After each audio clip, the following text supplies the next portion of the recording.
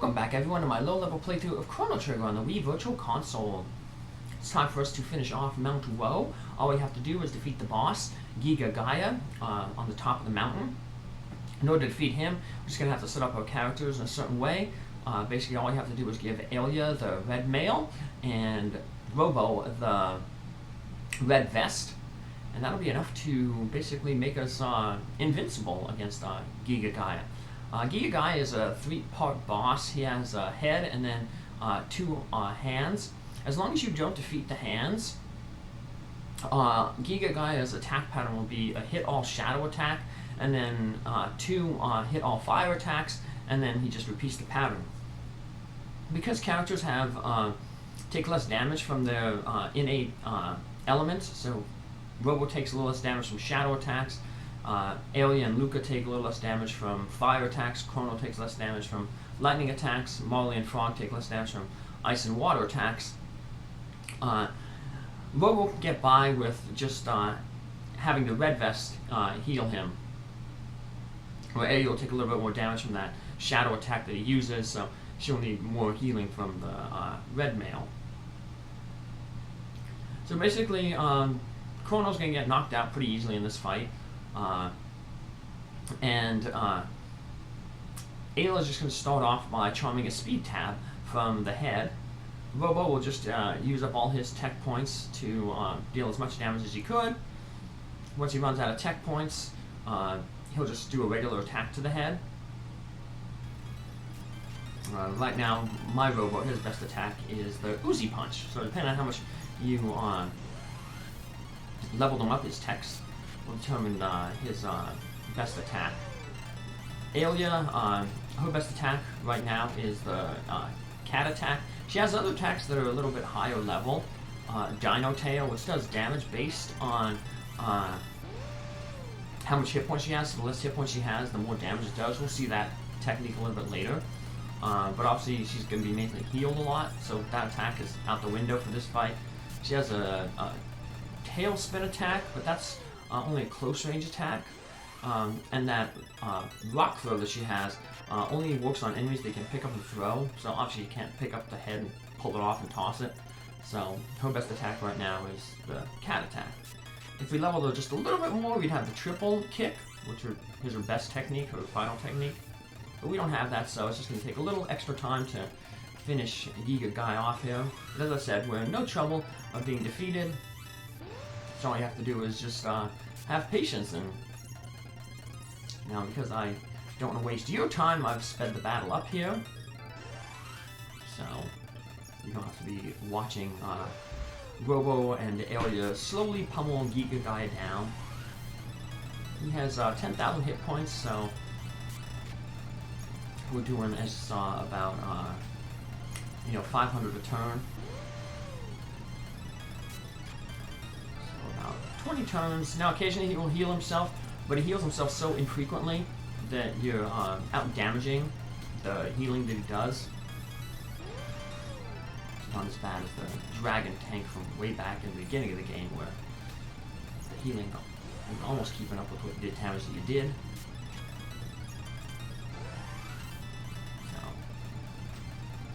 But there we go. Once you defeat the head, the arm finishes as well. And we get to see who the Guru of Life is. And it's somebody we have already met. Under different circumstances, of course. So here he comes. That ice prison around him melts away. And the Guru of Life, he turns out to be, dun dun dun, Melkor. Robo knows him. I'm indeed Melkor. Have we met before? Well, we've met before, but not in this time. Remember, he's the swordsmith who made the Mazmune and the Dream Stone, and so we're going to see more about time travel with him. But apparently, Giga Gaia was, they call him a load-bearing boss. There's a trope that when you defeat the boss, the dungeon that they occupy crumbles down. So, guess Giga Gaia was holding that chain because Once you defeated him, the chain breaks, and the mountain comes crashing down into the ocean, causing a massive tidal wave, and that ends the game because we all get wiped out in the tidal wave. No, nothing happens. So, but we can't get up to the mountain anymore. So, hopefully you've charmed all the stuff that you need off of them, off of those monsters. We'll be getting better equipment eventually, though. So, if you missed it, it's okay. But Shala comes and congratulates us, of course, for rescuing Melkor. Basically, she, of course, is trying to gather allies to basically stop her mother, which has apparently already moved the man machine to the Ocean Palace to draw more power from Lavos. And Dalton, the former head of security, who's in charge of the Ocean Palace, he comes and takes Shala back. Remember, he said that the Queen needs Shala to operate the Mammon machine. It's never established why, well, maybe it is, why Shala is needed to operate the Mammon machine. The only kind of clue is that the one person said that Shala has, is the most gifted in magic. So maybe Queen Zeal isn't strong enough to control the Mammon machine. But it's weird that they wouldn't make it so that she could. She's the one who decided its construction.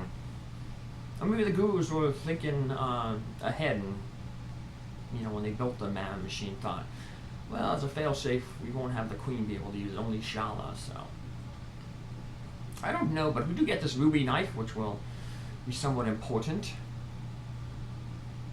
A ruby knife made by Melkor.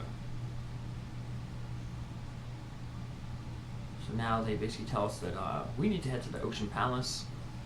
So we're going to, if you remember from previously, the entrance to the Ocean Palace is the Queen's throne room in Zeal. So we're going to head to Zeal. The seal on the teleporter is gone now, as you saw. But we don't have to go back to thing right now, to the end of time. Right now. So we do have to go to Zeal. We're going to make a quick pit stop, though, here in Anhassa.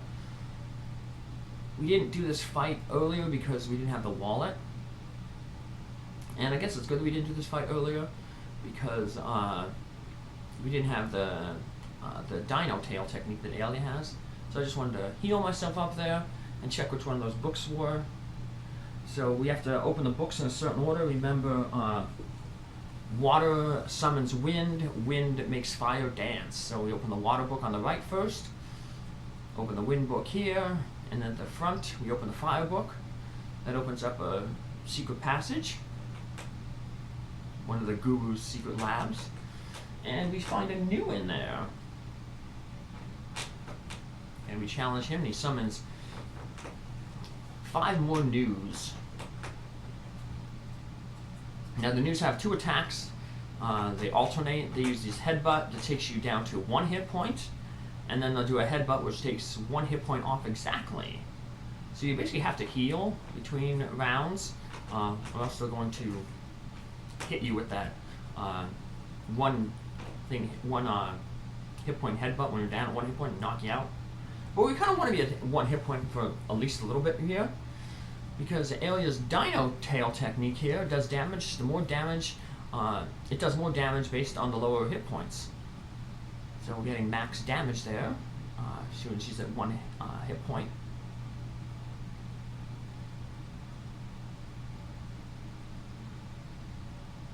And so we'll just keep using the Dino Tail, even when Ayla is not at full hit, at 1 hit point.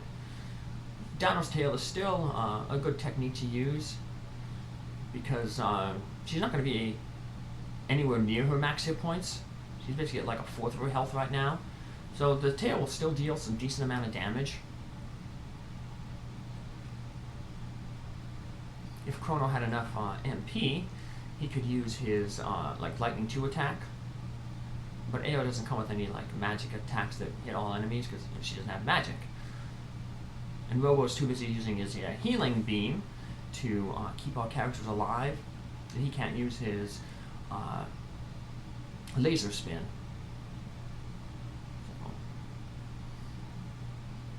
So, can get an occasional hit in here and there, but majority of the damage is going to be done by Ayla's Dino Tail.